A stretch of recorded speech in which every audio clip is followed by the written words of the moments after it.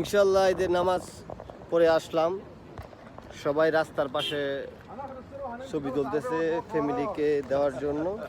এই যে দেখতেছেন সবাই সবাই ছবি তুলতেছে রাস্তায় দাঁড়ায় দাঁড়ায় ফ্যামিলির পাশে, বাস একটা ছবি দেওয়ার জন্য। আমাদের অনেক বাংলাদেশের বাইরে আছে, এখনো রাস্তায় কাজ করতেছে, রাস্তার মধ্যে কাজ করতেছে এখনো এরা ফ্যামিলিকে খুশি করার জন্য।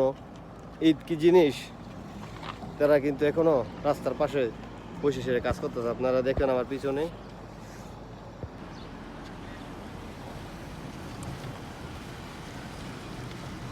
ফ্যামিলির কাছে কিছু টাকা পাঠানোর জন্য, ফ্যামিলিকে খুশি করার জন্য তারা সর্বদা কাজ করতেছে।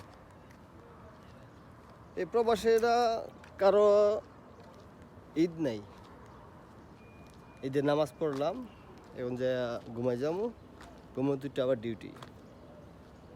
এই পরিস্থিতি সমস্ত প্রবাসীদেরই ইনশাল্লাহ। তারপরও আলহামদুলিল্লাহ, আল্লাহ অনেক ভালো রাখছে।